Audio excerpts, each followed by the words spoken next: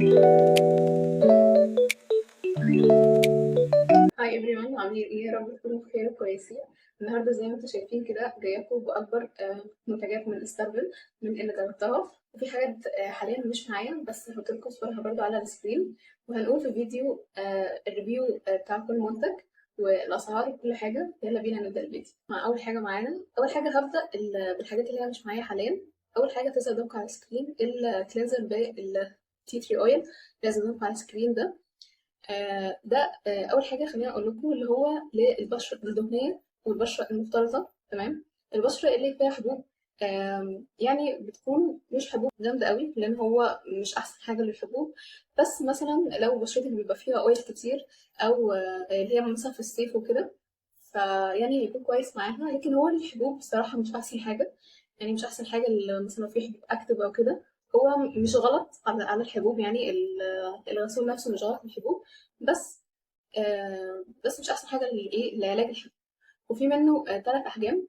اول حجم ال 100 مللي ب 80 جنيه، وال 200 مللي ب 125، و 400 مللي ب 210. تاني حاجه بقى مش معايا برضو حاليا، تظهر قدامكم على السكرين، هو الاكني كريم اللي هو ده. ده برضو المفروض اللي هو للبشرة الدهنية أو البشرة المختلطة. المفروض برضو اللي هو بيعالج الحبوب.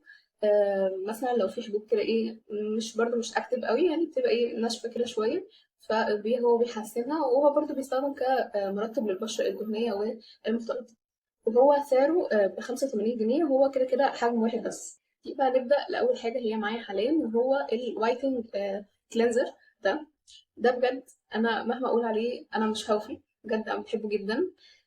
اول حاجه خليني اقول لكم كل حاجه انا يعني هجربها قدامكم. وهو اول حاجه الغسول، بجد هو خفيف قوي.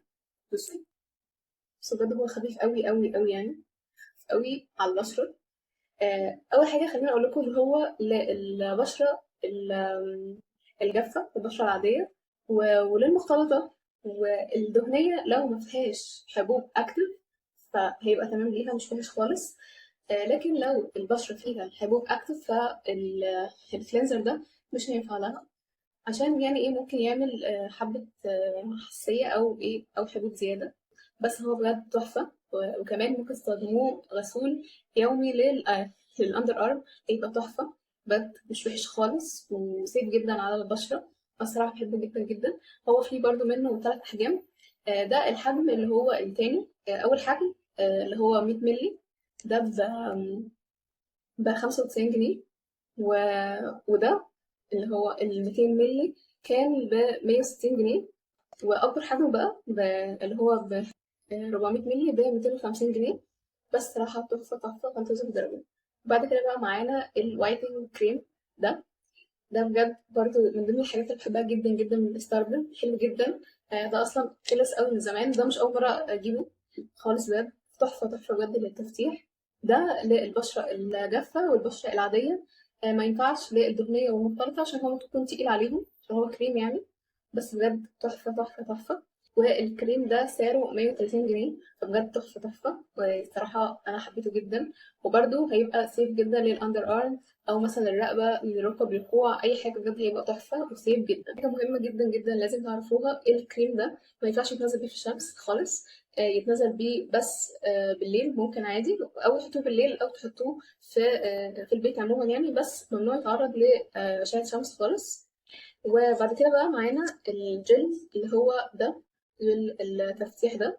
ده المفروض فيه نسبة SPF 50%، يعني يتنزل بيه في الشمس عادي، اللي هو عشان فيه نسبة SPF اهو.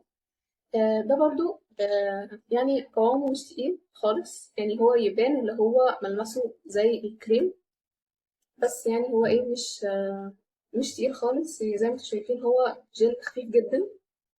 اوكي اهو ماشي.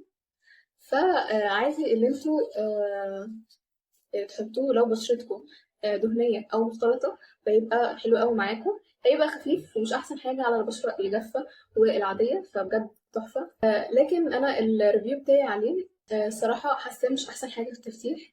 زي ما قلت لكم هو يعني ممكن يكون حلو على الدهنية والمختلطة، ولكن مش أحسن حاجة صراحة في التفتيح على أي وضع. يعني مش عارفة ليه، بس حاسة هو خفيف قوي، حاسة هو مش زي ده، يعني مش زي ده خالص. ده حاسه ان هو يعني سريع شويه في تفتيحه، لكن ده حاسه هو بطيء جدا، ويعني بيفتح بالراحه جدا جدا يعني. فحاسه صراحه مش احسن حاجه، وده سعره كان ب150 جنيه. فانا صراحه حاسه مش احسن حاجه، فبصراحه ده محبتهوش من المنتجات اللي جربتها. بعد كده بقى معانا صابونة التفتيح من ستاربل دي برضو. دي بجد تحفة. خليني أنا أقول لكم. هي بتبقى فيها كده، هي بتكون برضو جوه ورقة عشان يعني إيه تكون سيف أكتر. فبجد هي تحفة تحفة. دي بقى مش أول مرة أجيبها، هي والكريم جبتهم كتير قوي زمان. بس بجد دي التفتيح بتاعها حلو قوي يعني. اصلا مجرد ما بتغسلوا بيها وشكوا بتحسوا ان وشكوا نضف بجد جدا يعني. خصوصا في الصيف طبعا احنا بنحتاج حاجه بتكون بتفتح اكتر يعني في الصيف. واصلا موضوع الاكسده البشره وكده يكون برضو بيغمق الوش وكده. فالصابونه دي بتبقى حلوه جدا جدا بجد. انا حبيتها جدا برضو، وسعرها كان 50 جنيه. ولكن برضو هي مش هتبقى أحسن حاجة للبشرة اللي فيها حبوب أكتف. ممكن للمختلطة وممكن للجافة العادية. ولكن الحبوب الأكتف مش أحسن حاجة برضو، زيها زي الغسول التفتيح. نيجي بقى لأكتر حاجة أنا بحبها في ستارفل، وهي الديودرنت بتاعتهم. بجد بجد أحلى ديودرنت أنا جربتها. بجد تحفة تحفة. أول حاجة خليني أقول لكم الحاجات اللي انتم المفروض تلاقوها في أي ديودرنت عشان تبقى حلوة. المفروض الديودرنت يكون بيدوم، ريحته تكون حلوة، وما يكونش بيسمر. ده بجد أهم بوينت لازم تخلوا بالكم منها. ما يكونش بيعمل أي التهاب ولا أي حاجة. يكون التأثير بتاعه على الأندر أرم حلو قوي، ما يكونش وحش خالص. وأي ديودرنت هتلاقوا منها أي شك فسيبوها خالص، عشان المنطقة دي طبعا انتوا عارفين ان هي بتكون حساسة جدا المنطقة دي. فهي بتتحسس من أقل حاجة حرفيا. فلازم نخلي بالنا كويس قوي من الحاجات اللي احنا بنحطها على الأندر أرم كويس. دي كانت بجوز الهند، ودي كانت بالروايح الشرقية. دي يا جماعة ريحتها مش جامدة خالص، هي ريحتها حلوة جدا، وبجد سيف جدا جدا على الاندر ارم. وانا حبيتها جدا جدا. وسعر الديودرنت 130 جنيه. فبجد تحفه تحفه. واصلا دايما كل منتجات ستارفل حرفيا بلا استثناء بينزل عليهم عروض دايما. فبجد تحفه تحفه، هتبقى فرصه حلوه ليكم. وبجد انا تقريبا منتجات ستارفل كلها اللي جربتها كانت حلوه معايا، ما عدا الجل اللي هو اللي فيه نسبه اس بي اف ده. كلهم صراحة كانوا تحفة بالنسبة لسعر، وبالنسبة اللي هو مصري فمش مقاطعة طبعا، ده أهم حاجة.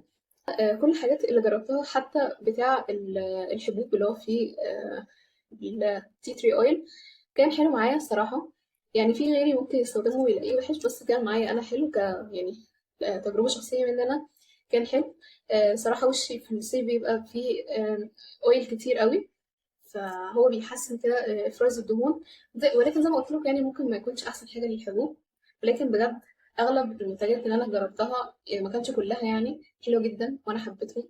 وكده الفيديو يكون خلص، واتمنى تكونوا استفدتوا. ولو عايزين اي سؤال استنوني في الكومنت او في على الانستجرام.